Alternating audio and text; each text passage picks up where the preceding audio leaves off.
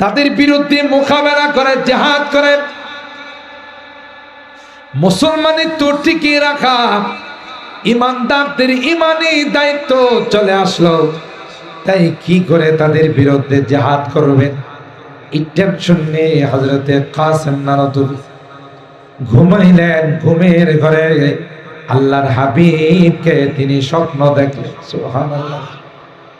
হাদিসের মধ্যে আছে আল্লাহর হাবিব বলেন, মান রাআনি ফিল মানাম ফাকাদ রাআনি হাক্কা। ঘুমে আমাকে আমার যে উম্মত স্বপ্ন দেখবে, নিঃসন্দেহে সে যেন আমাকে স্বপ্ন দেখবে। কেননা শয়তান আমার আকৃতি অবলম্বন করতে পারে না। হযরত কাসেম নানতুবিকে আল্লাহর হাবিব বলেন, কাসেম, টেনশনের কোনো কারণ নাই, আয় আয় আয়। আমি পয়গম্বর লাঠি মুবারক দিয়ে মাদ্রাসার ভিত্তি স্থাপন করে গেল। সুবহানাল্লাহ। হযরত কাসেম নানতুবিকে নিয়ে নওদারা, এখানেও দারুল উলুম দেওবন্দের ফারজান আছে আব্দুল মুমিন কাসেমি সাহেব। আমি নিজেও দারুল উলুম দেওবন্দের সন্তান। ওই নওদারা এখনো আছে।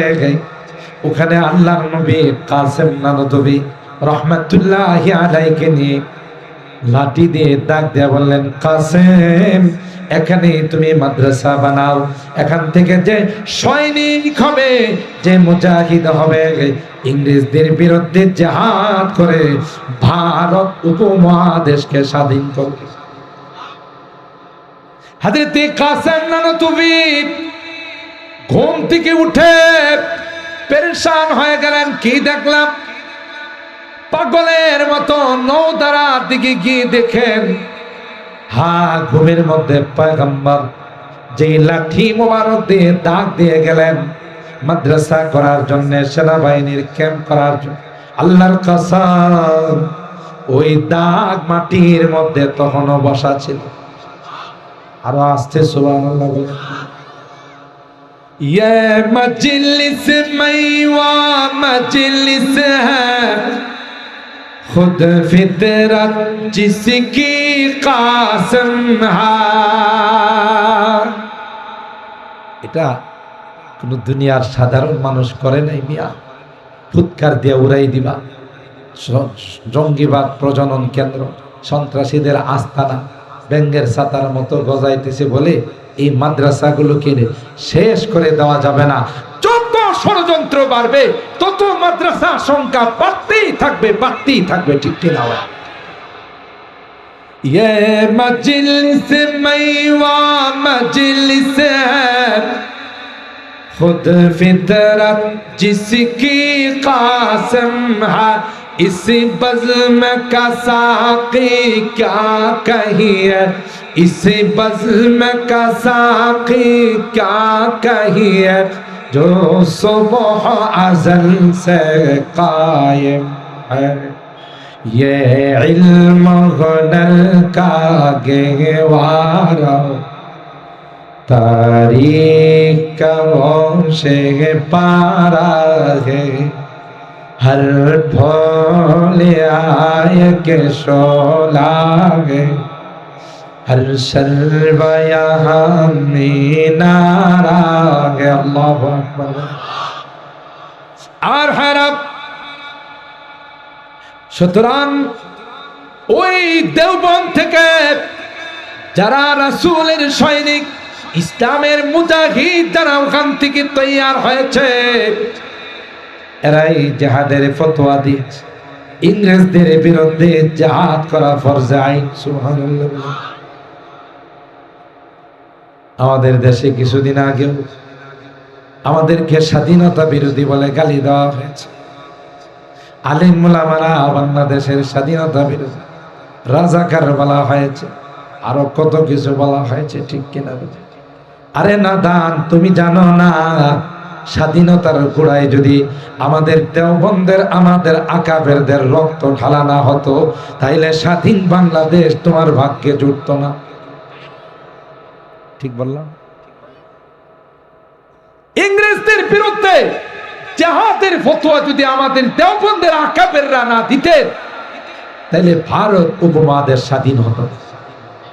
ঠিক, ভারত উপমহাদেশ স্বাধীন হয়েছে তো পাকিস্তান স্বাধীন হয়েছে, পাকিস্তান স্বাধীন হয়েছে তো পূর্ব পাকিস্তান, পশ্চিম পাকিস্তান হয়েছে, পূর্ব পাকিস্তান হয়েছে তো স্বাধীন বাংলাদেশ। স্বাধীনতা বিরোধী। আরে এখনো তো দেশের যদি কোনো দুর্যোগ আসে, দেশের দিকে যদি কেউ চোখ রাঙ্গায়া থাকে, তোমাদের তাকায়, তাইলে তোমরা তো সেকেন্ড হোম আছে তোমাদের বিদেশে, সুইস ব্যাংকে টাকা আছে, তোমরা উড়াল দিয়ে চলে যাবে। কিন্তু আল্লাহর কসম করে বলি, ওলামায়ে কেরাম নায়েবে রাসূল যারা এদেশে জন্ম নিয়েছে, এই দেশেই তাদের মৃত্যু। কথা বলেন ঠিক? বিপদের সময় সবার আগে যারা ঝাঁপিয়ে পড়ে এরা আর কেউ নয়, এরা হলো ওলামায়ে কেরাম। করোনা বলে, বন্যা বলে, আরো যত বিপদ আপনারা দেখেছেন, নবীন ওলামায়ে কেরাম, তরুণ ওলামায়ে কেরামদের এক ঝাঁক অলিতে গলিতে ঘুরে বেড়ান আর বলে করোনায় কারা আক্রান্ত আছেন, আমরা তাদের সেবা দেওয়ার জন্য আসছি। অথচ নেতারা গ্লাসের ভিতরে ঢুকছে। কথা কি ঠিক বললাম? বড় বড় ভিআইপি যারা কই ঢুকছে, গ্লাসের ভিতরে ঢুকে ভার্চুয়ালি কথা, আর গোটা বডিটা প্যাকেট করে ফেলাইছে। 4-5টা মাস্ক, পিপিএ, হ্যান্ড গ্লাভস, ঠিক কিনা বলেন? আর আমরা মিডিয়ার সাহায্যে দেখছি যে অধিকাংশ করোনায় আক্রান্ত হয়ে যেগুলো মারা গেছে এগুলো ভিআইপি। কথা পায় না। অথচ মাদ্রাসা, এনান্দেশ্বরী মাদ্রাসা খোলা ছিল, হেফজখানা খোলা ছিল, হেফজখানার ছাত্ররা কোরআন তেলাওয়াত করছে, জাতির জন্য আল্লাহর কাছে দোয়া করছে। একটা হেফজখানার ছাত্র করোনায় আক্রান্ত হয় না। বড় বড় সাহেবরা, ভিআইপিরা যখন ক্লাসে ঢুকে গেছে, করোনা গিয়া কই স্যার আসসালামু আলাইকুম।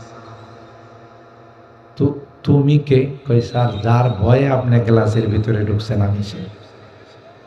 তো তুমি এখানে আসলা কি করে? কই স্যার আমার তো বেশি জায়গা লাগে না, আমি একবার ক্ষুদ্রতম একটা জিনিস, কলমের মাথা দিয়ে যে স্টপ লেখা হয়, এই স্টপটাকে যদি কোটি কোটি ভাগ করা হয় তার চেয়ে আরো ছোট ছিল করো। কই স্যার আমার ঢুকতে বেশি জায়গা লাগে না, আপনি যে স্ক্রু ফিট করছেন এটার ভিতর দিয়ে ঢুকে গেছে।